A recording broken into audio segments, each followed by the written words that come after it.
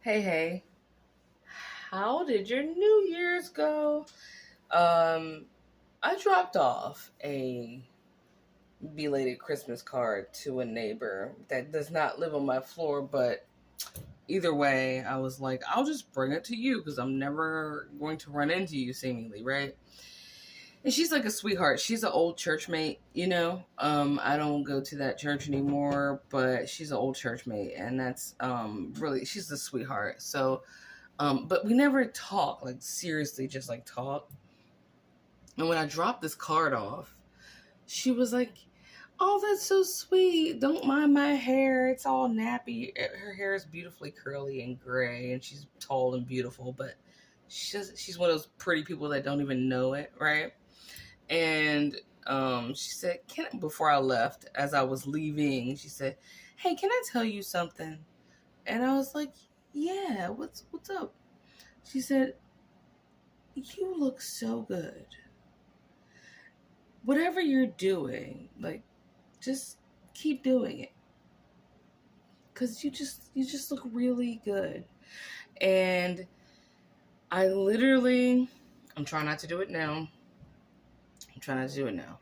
I literally teared up because post narc abuse, when you're finally in a position to heal, you just don't always or often know whether you're doing a good job on yourself or not, or where you're at. I'm not talking about where you're at literally, like that's a whole other mental situation, but where you're at in your journey, if you're doing a good job, because oftentimes it isolates you, or you isolate yourself and go into hermit mode so that there's no outside forces like stopping you from getting where you want to go. And I just got really. So I'm sorry, someone's trying to call me while I'm making this video.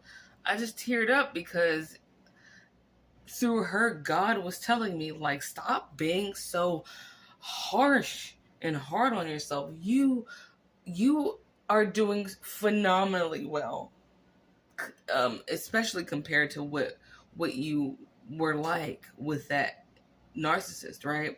And when she said that, she cut herself off. She said, "You look so good. I mean, you used to," because I've been here for like 5 years or so. And she was like, "You used to look," and she was so modest, she didn't want to say it, and I filled in the blank. I said, desolate. I said I used to be desolate. I looked like I was dying because I was dying, and um either way, sorry for pausing. Um, it was such a profound moment. It was so great that God acknowledged me through one of my old church mates and said, "Hey, stop beating yourself up." So I thought, what a great message to share with you guys, to stop beating yourself up, because I used to look dried out, skinny. Nothing wrong with being skinny if that's your natural thing. And I'm not fat, but if you're fat, then whatever, that's you.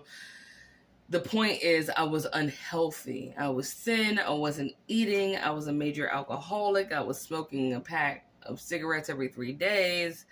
I was depressed, stressed out, fighting all the time, miserable, a demon on my back and in my bed. Like I look back at old pictures of me and I want to just delete them. I keep them in order to remind myself, don't you dare go back to that, or let anyone take you there. But for her to say that meant a lot to me. So I'm here to pass on or pay it forward and say, hey, you're doing much better than you think you are. You look way better than you used to when you were with that narcissist. You might not be where you want to be, but you're not there. Okay? And you need to hear that today. I needed to hear that today, and I didn't even know it. And just like you're hearing it now from me, and you didn't even know it. You're doing great. Keep up the good work. Okay? You are way past where you used to be. And it's a new year. And by this time next year, you're going to be even farther past where you are right now in the best way ever. May you prosper and continue to live your best life. It's only up from here. Okay? On my way home from where I was going after that interaction, I saw, and I take messages from nature. I get downloads from nature, right? Pay attention to everything. And I saw these pigeons. They were on the side of the street, right? Like kind of in the street, but on the side. And they were like picking at something. And so this other bird, this kind of like really cute little small bird, came down to try to find food with these pigeons. And I've never seen pigeons do this, but this one pigeon kept targeting that little bird and biting it, like clamping on it with its beak, and it would be like, I've never heard a bird make that sound, right? And I went to go kick that fucking pigeon because I'm like, you piece of shit. But only because there were onlookers in traffic, I didn't stomp that bird the fuck to its death. Because I would have for that bullying bullshit. Because not only did it do it once, the little tiny bird flew away, the cute little thing flew away, but it was hungry, so it came back to the spot where obviously they were eating. That same pigeon went from wherever he was already eating something, came all the way to where that little bird was again, and did the same shit, and the bird started yapping again. Sound like a wounded dog, right? And I was so furious. And I'm like, I get you, God. This is going to go in my message today. That is exactly what the narcissist does to people and what they did to you. You being that sweet, cute little bird just in the world surviving with the rest of us, right?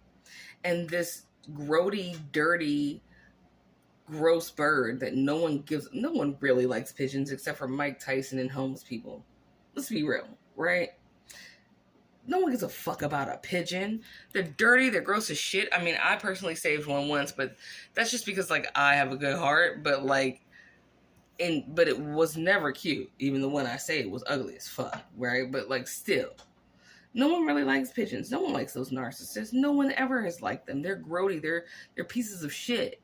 And they pick these sweethearts that are surviving life alongside everyone else to stab with their beaks, right? And I'm like, wow, how that mimic in nature.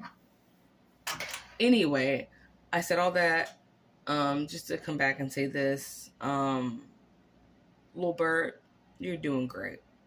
You look great. You may not look as great as you feel like you want to yourself, but other people see you and they notice you.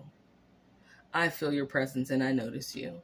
And you're doing a lot better than you think you are. You've come a long way. Don't you dare stop now. You made it. And I'm super proud of you, and so is everyone else. Even if they don't stop you like my church mate did today and tell you, they notice it. You radiate the brightest light. Never let someone snuff it out again. Bye.